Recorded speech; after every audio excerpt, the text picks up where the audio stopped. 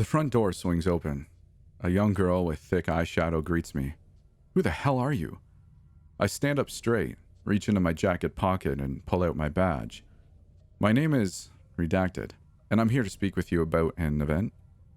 She narrows her eyes at me. Her name is Becca Gullen, and I believe she's been in contact with an urban legend known as Snippity Snap. She's a 17-year-old attending Elk Torch High, a classmate of one Ryan Halflow. Presently, she's wearing a green turtleneck with blue jeans and a scowl the length of her face. An event? She says. Her eyes look over me, and then she glances back inside her single-story house, as though making sure the coast is clear. Are you at the facility? What? The question catches me off guard. The facility, she hisses. Are you one of their men in black? Men in black? Don't be stupid, you know what I mean. I'm asking if you're a ghostbuster or hunter or whatever. You work there, don't you? I was cautioned that due to recent events, knowledge of the facility's existence may have grown more widespread. I do, I say hesitantly. You'll forgive me for asking, but how did you hear about us? Her face turns shades of anxious as she ushers me inside. Before she closes the door, she scans the front yard and the rest of the street. Then she bolts the door shut. I spent a lot of time on the deep web. You guys are pretty infamous on there. Oh, I say, making a mental note to mention it to my superiors. I'm actually here to speak with you about Snippity Snap? Yes, actually. Good. She leads me into her kitchen. The house isn't particularly modern or renovated, but it's clean. There's barely a hair out of place. She rummages through a wooden cupboard and a moment later pulls out a kettle and a couple of tea bags. Hope you like English breakfast, she says, filling the kettle with water. It's all I've got left. It'll do fine. I pull out a chair at the kitchen table, then open my briefcase and retrieve my clipboard and forms. The kitchen is small, cramped really. The round table seats 4, but there's only 2 chairs. Are your parents available? Strictly speaking, I should be requesting their permission before interviewing a minor. My mom doesn't live here, and my dad's at work. Don't worry though, she adds. Neither of them care. They don't really give a damn about anything. I see. I attach the forms of the clipboard and I note that Becca Galden is a child of separated parents. It's a minor detail, but one potentially important in determining her motivations and impulses. My eyes scan down the form and read the heading labeled Interview Environment. I glance around, taking in the kitchen and make notes as I go. The fridge is old, its white surface stained an off-yellow color and peppered with magnets. A short distance away is the stove, and between the two is a dull metal sink. Above the sink is a small window. Its blinds are closed, blocking the glare of the setting sun. It's quiet, I remark, checking my watch. Its display reads 5 p.m. I figured by this time the entire household would be home. Well, this entire household is just my dad and I. He works late. He doesn't make much money and he needs to pick up shifts where he can. She pulls out a couple of teaspoons out of a drawer. In that case, are you all right if we proceed without him? I'm making us tea. What do you think? That I want us to sit here in silence? An excellent point. Let's get right to it then. I flip a page on my clipboard, returning to the first form. Just so I have the proper details, your name is Becca Gallen, correct? Galden. Ah. I cross out my previous spelling and rewrite her name above it. Thank you. Am I correct in saying that you attended a house party on 321 Hendra Avenue with one Ryan Halflow? She shuts off the tap, closes the kettle lid, and plugs it in. I didn't go there with him. I met him there. I check a box on my clipboard labeled In Alignment. The second question I asked was a small lie, one used to determine the validity of a potential informant. It ensures multiple stories can be corroborated. So far, her story matches Ryan's. When you met Ryan there, what did the two of you do? She turns around, placing both of her hands on the edge of the counter. I noticed one of her fingers is badly scarred. Why don't we skip the bullshit? I took Ryan into the basement to kill him. My heart skips a beat. It was a suspicion I had, but to hear it announced so brazenly throws me off. Excuse me? You and I both know it, she gestures to me incredulously. You assholes are the whole damn reason the world's been going to hell. Don't think I haven't heard about the experiments you did to make the man with the red notepad a reality. That, I began, unsure how to phrase it without giving away pertinent intelligence, was not my department. She smiles, but it's scornful. There's pain inside of it. No, of course not. You're one of the interviewers. You talk to people like me who have met the monsters you want to subdue, to weaponize. I pause, considering my words. You're awfully knowledgeable about my line of work. More than you know. Is that so? What else do you know? She looks me over, her eyes flicking from my clipboard to my face. I know that you're new. Your badge number begins with Alpha. That means you're fresh as fresh can be, just barely out of orientation. I also know that you were hired after an interviewer posted an encounter with an entity known as Jagged Janus. That interviewer hasn't been heard from since. He's probably dead, and now you're his replacement. The kettle starts to scream. Follow his lead, and you'll be dead too. She turns back to the counter and drops a couple of tea bags into 2 mugs. Then she unplugs the kettle and pours the boiling water inside. Is that a threat? No, she says, opening another cupboard and pulling out a jar. Honey in your tea? Please. She cracks the lid and takes a spoonful, dropping it into the steaming mugs. I'm just telling you what I've read, what the trend is. Your facility is new and it isn't exactly great at what it's doing. She turns around, both mugs in hand, then walks over and sits down at the table across from me. She slides my cup across the wooden surface. I want to be rid of this curse. I really do, but I can't be if my only help is a moron. One more interested in boosting their career than stopping my nightmare. The words sting, but they're not far from the truth.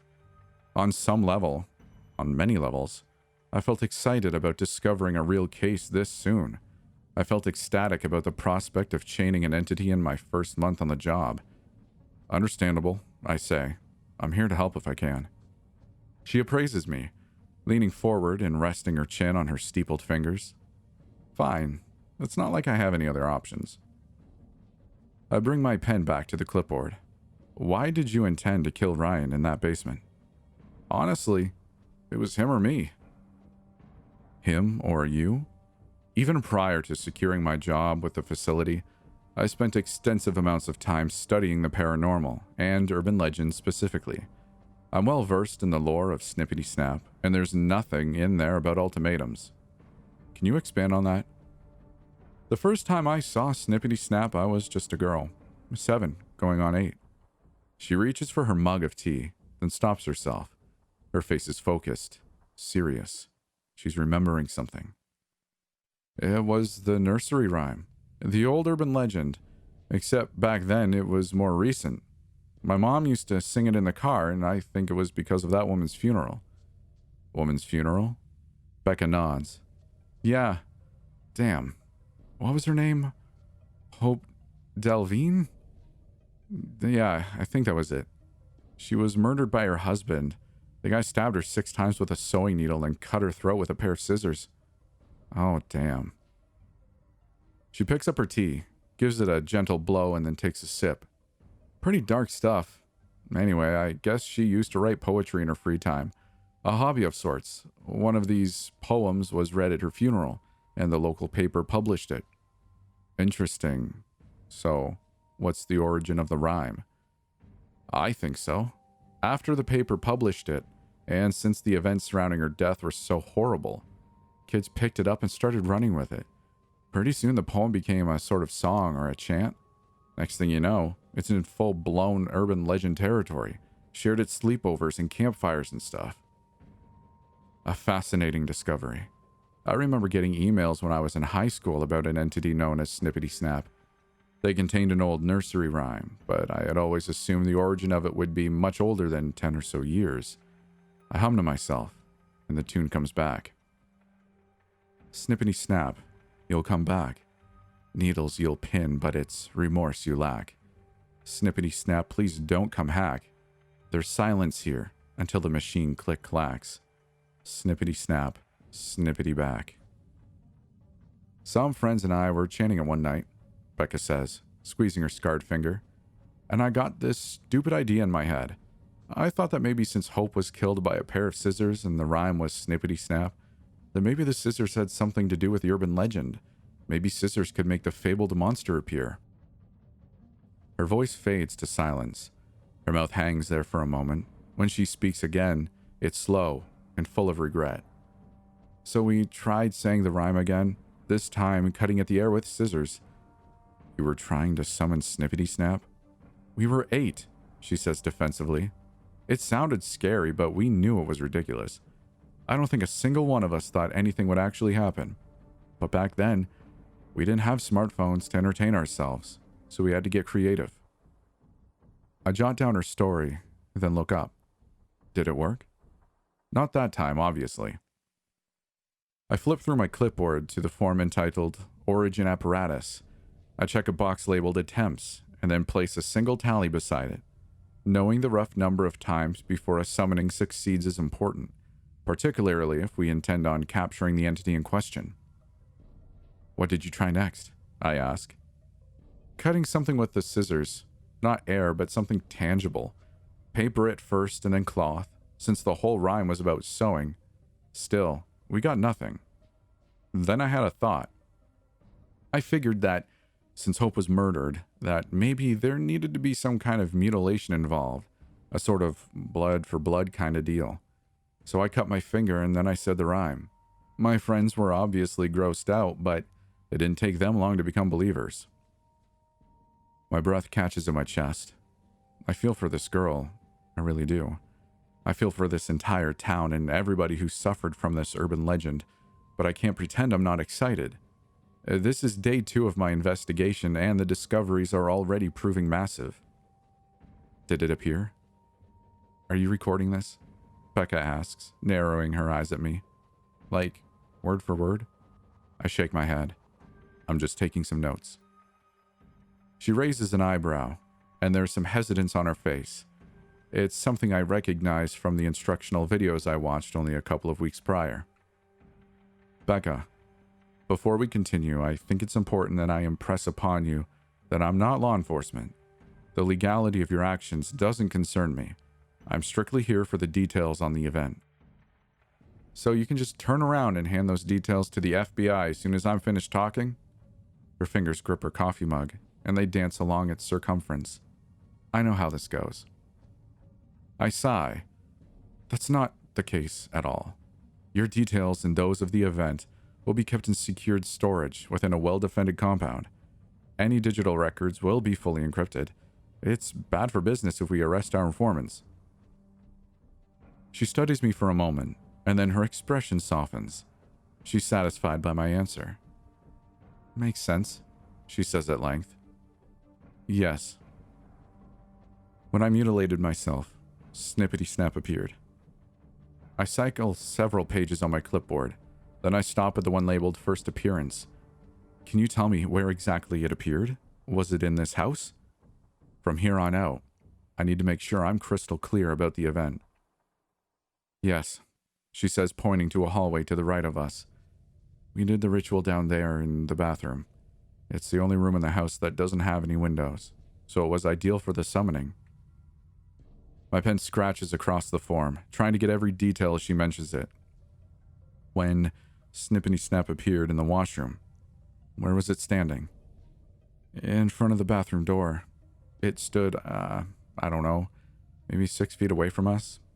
It was dark, though. So dark, and none of us noticed until we heard that awful sound.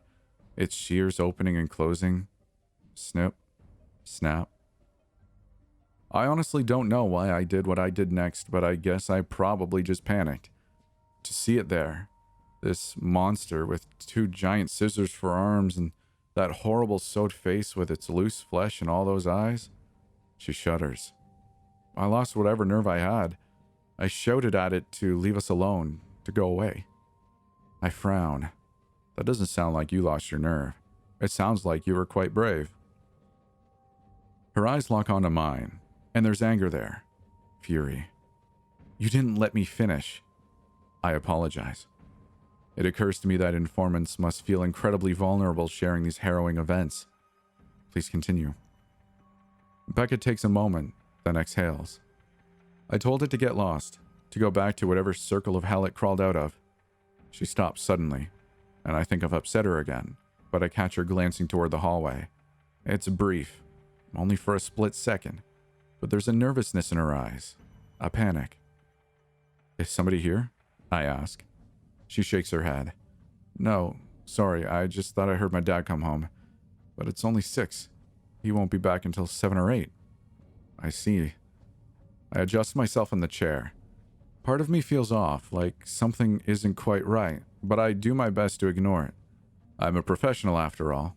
In any case, Snippity Snap is a creature that requires a summoning to appear, and such parameters haven't been met. What did you do? I ask again, returning my pen to the clipboard. Becca looks flustered, distracted. Her previous calmness is lost and something else has replaced it. Fear? It's difficult to say for certain. Despite it, though, she speaks. It cut Heather first. It cut her arm when she tried to make a break for it, to run past the thing. It nearly cut her arm off. I remember her forearm was just hanging there, off of her elbow. The only thing keeping it together was a few strings of flesh. Becca's expression trembles, the muscles on her face twitching with the onset of oncoming tears. She stifles a sob and wipes her runny nose onto her sleeve. I'll never forget the overwhelming smell of blood and the sound of Heather screaming. Her arm was spurting blood like a fountain, and it was getting everywhere, all over us. She shakes her head. It was horrible. I was so afraid. I record each sickening detail. There were no adults in the home to hear this? No. My mom was at work, and my dad was outside on the street working on his Camaro. That thing's engine drowns out anything that isn't a jetliner.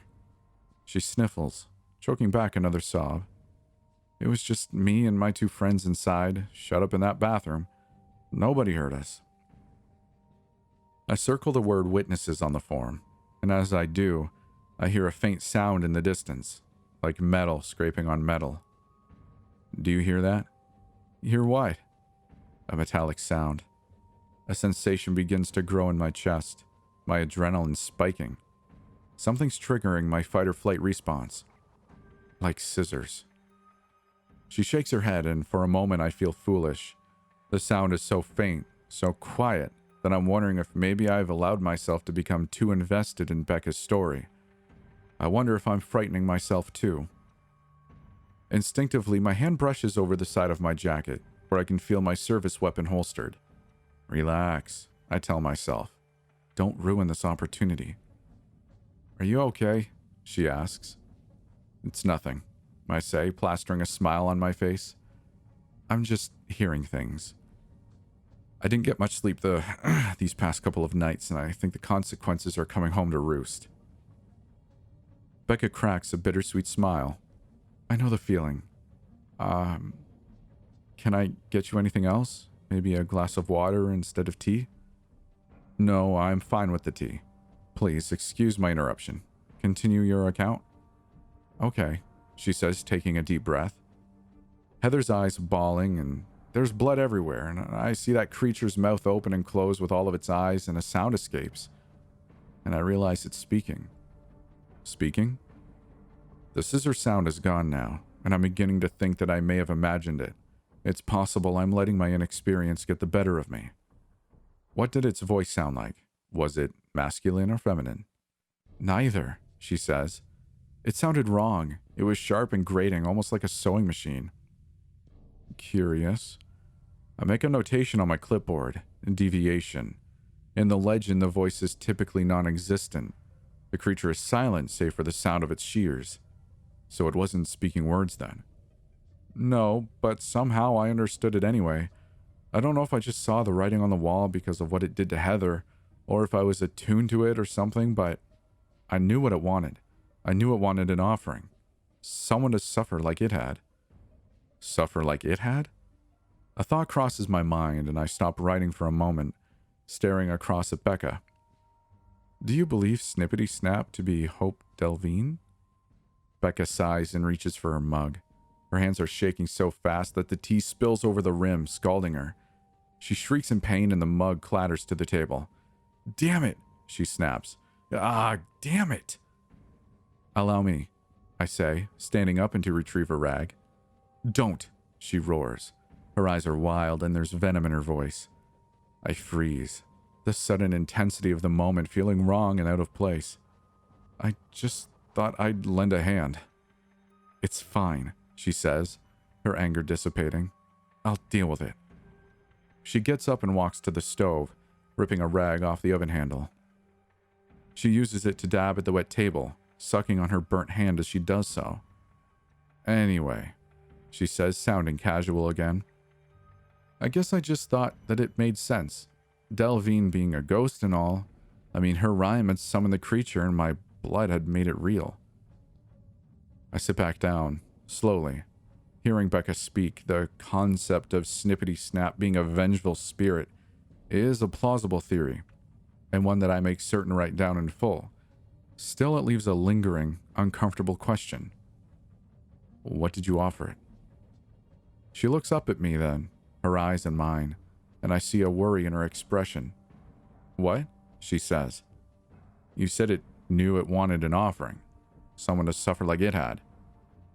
Oh. Becca looks away. I offered it the only thing that I could. She closes her eyes, takes a deep breath, and then brings a hand to her mouth to stifle a sob. I offered it Heather.